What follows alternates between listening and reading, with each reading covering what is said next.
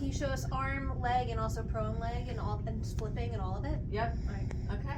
So when you're going to walk into the treatment room to treat your client, of course you're going to knock, knock, knock, make sure they're ready, and then you're going to enter the room and you're going to take a look and you're going to start to make sure that the draping is how you need it to be. I'm just going to adjust the draping a little bit and make sure that you are comfortable. As a therapist, I want to have even draping on both sides, because when you're undraping an arm or undraping the other arm, you want to make sure you don't have 3 feet of draping on one side and a half a foot on the other side, because it's going to make it a challenge for you. And if you're going to adjust, you want to just let the client know, I'm going to adjust this just a little bit. Also, I don't want a lot of fabric up top because I think it makes it too much fabric to then work with. And so when you set the table, just leave a 2-inch fold down so that you have less folded down. So it's really 2 to 3 inches, maybe this much folded down, so that when the client gets on the table, as they always do, they pull it up and they adjust, but you want to make sure it's not too much for you.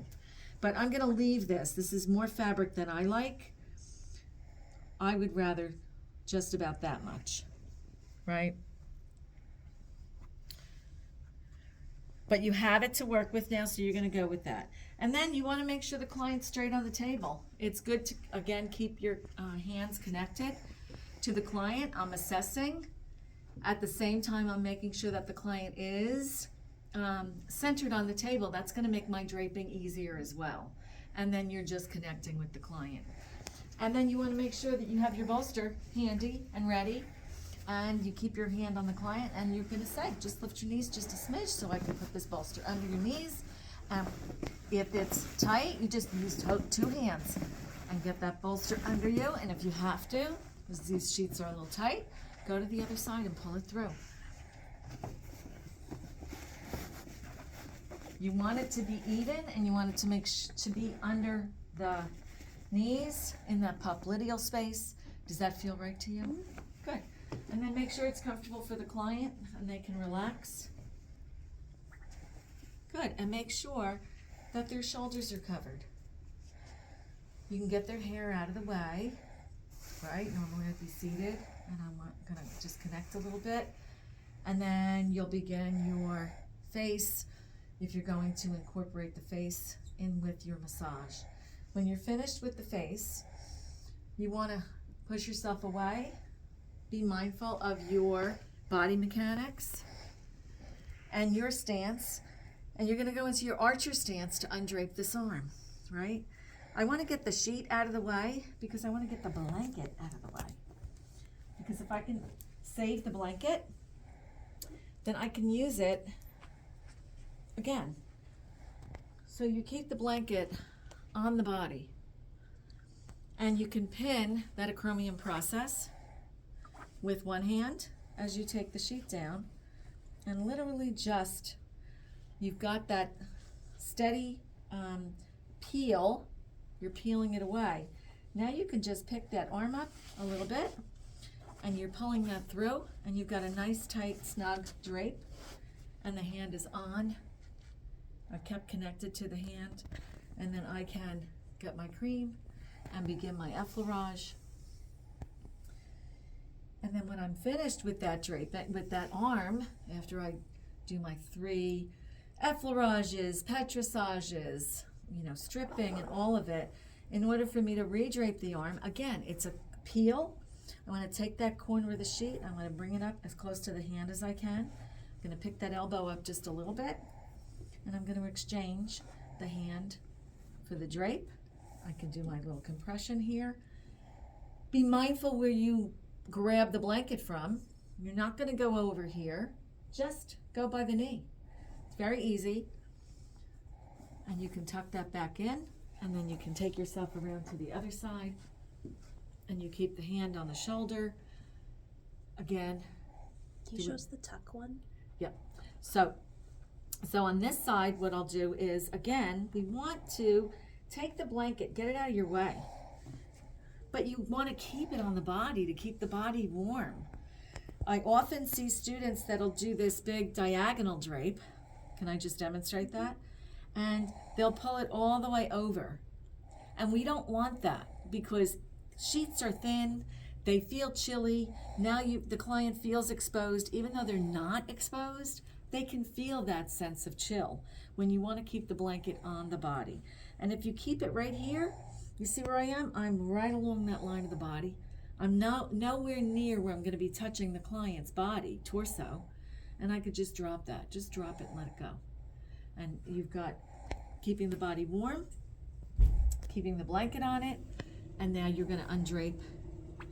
And again, it is a quick, and I'm not doing it too quick because I want to show you, but it's so easy to just bring it down, exchange. We don't need big sweeping movements of the client's arm. Nobody needs to have that done. So many clients have shoulder issues, including me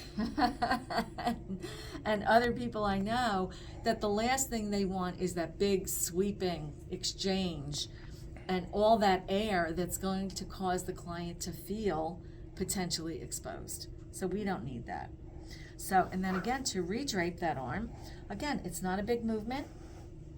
It's a peel, and you're basically exchanging the hand for the rest of the sheet, and then you can use that as a compression, especially if you've used way too much oil or lotion, right? The clients don't want to feel slick or slippery.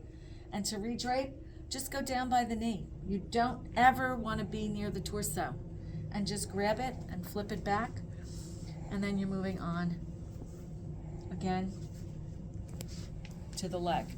Before we move on to the leg, though, I want to teach you the alternative, which is, especially if you have larger breasted women, where you want to get a little bit more snug draping for them so that they don't feel like their breasts are falling out and being splayed onto the table, and also where their breasts might feel like, for you, they're in your way, right? And so it's pretty straightforward. Again, we're going to start the same way, where we're going to take that blanket and keep it on the body. And be mindful, if you have a little too much near the axillary space, take the blanket from down by the knees and just pull it over a little bit more instead of reaching up by the breasts. Never do that. And now you've got blanket. Now, instead of exchanging the sheet with the arm, if I have that larger breasted client, I'm going to take the sheet right here, and with the backs of my hands, I'm going to tuck it right here. I'm in the low back, or the mid back, basically. I'm really barely touching the client. I'm just making sure that that sheet is snug. And now that client's breast tissue is going to less likely fall out to the side. You might just have to exchange the hand for the bottom of the sheet, and then you can begin and go to your massage. And then to untuck that, you see you've left a tail of the sheet out. You don't need to reach under the body to grab it. Just take the tail. Again, low, low peel. Low peel. And you've got it. Once you've done this a few times, it just takes a couple seconds. It really doesn't take long. It's taking longer to demonstrate it than it is to do it, because we're explaining. And then again, you always want to keep that connection with the client. So when you're moving from one area of the body to the next, now I'm here, stay on the same side that you ended on. Don't go walking around to the other side of the table to start on the right leg. We always want to start with the right arm, unless there's a reason that's indicated for you to start with the left arm, but in a traditional Swedish relaxation massage, we always start with the right arm. So you'll do right arm and then left arm, stay on the same side, do the left leg first. You're here, keep it easy. It reduces your steps as well, so that you're not tiring yourself out. So the next thing about a leg, you've gotten the opportunity to see the hip when you undrape the hand, the arm and the hand. So gauge from hip to heel. And when you can gauge from hip to heel and drop back into your archer stance and put your hands where that hip and heel are.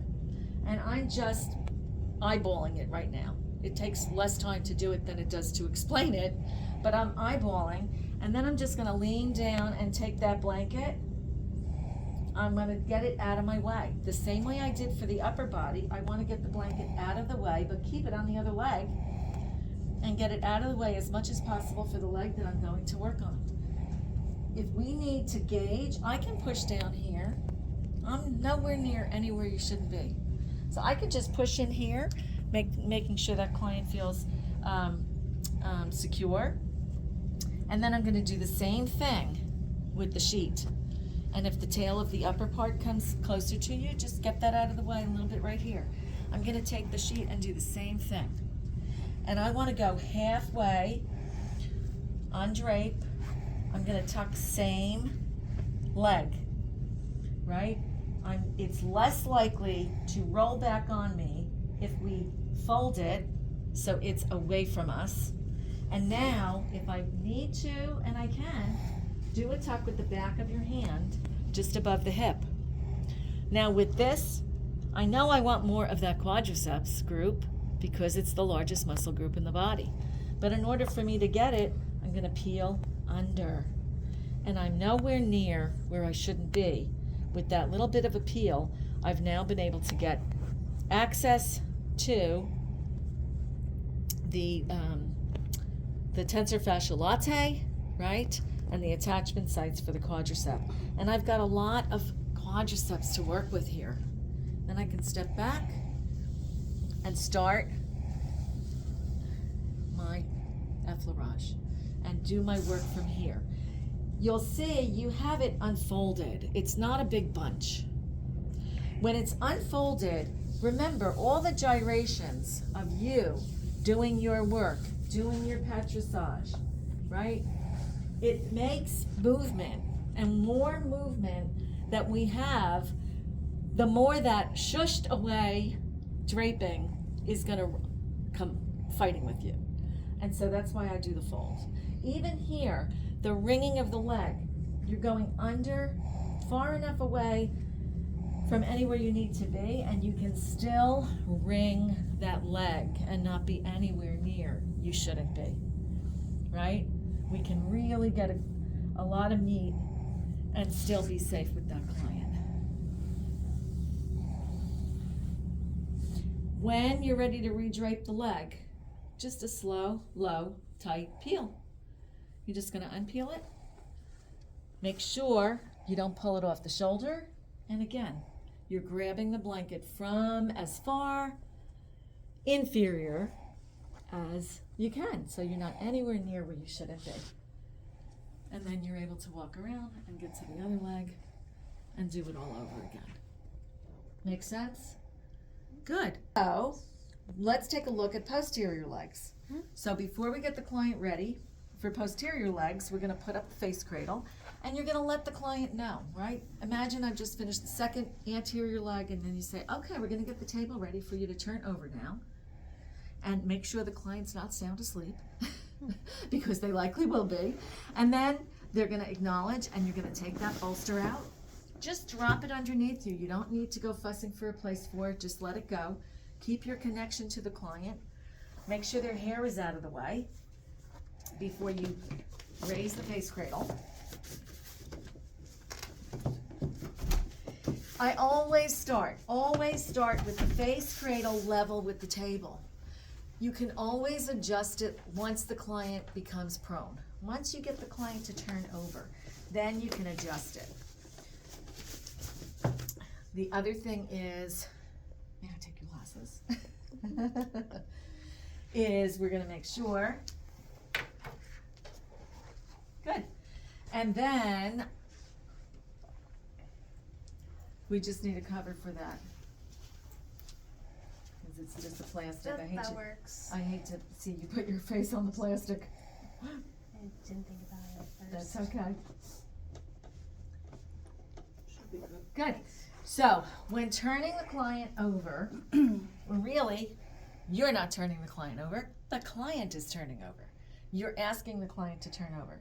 I'm always keeping that connection, whether it's on the hand, which went missing, but that's okay, the shoulder, it's okay. So I'm keeping that connection while I'm getting the table ready. And then we want to make sure, again, it's really low. A low tent is really what you're going to make for that client. You want to pin the upper part with your quadriceps. And then you're going to reach over and grab just an inch or two. That's all you need. You do not need to raise this. It should never be up here like they did a long time ago. And then you're going to have the client, okay, roll towards me onto your belly and shimmy on up and put your face in the cradle. And as they do that, you bring that draping with them to keep their shoulders covered. Then you want to adjust the face cradle. Now, when you get the client to pronate, I always will just take a moment to just give a little massage to that neck to see how loose or tight it is. And if it's tight, if there's tension in that neck, then the face cradle's too high. It's keeping tension in the neck. And then if it is, which it's not in this case, but I just want to show you, you want to pin the face cradle with your quadriceps, and you want to drop into that archer stance again, and you're going to say to the client, I'm just going to lower the face cradle a smidgen, and you don't need to lift your head at all, and you're just lowering it literally an inch could make all the difference in not allowing that tension to continue to build while you're trying to take all the rest of the tension out of the rest of the body. It's so easy to do. And you'll see how it really allows the muscles to just relax. And then you want to go and replace the bolster under the ankles. And I'm going to just put the bolster under the ankles, and then you can relax your feet. Does that feel like it's in the right spot? Yeah, that's good. Okay, good. While you're here, you can walk around the table, because often when the client turns, they take the draping with them. And I want to make sure, again, that we have the same amount of draping on both sides of the table in order to undrape that posterior leg. When you're going to undrape the posterior leg, again, you're going to assess hip and heel. You're going to take that blanket, you're bringing it into your hands in order for you to get it out of your way. And you want it to come on half that body.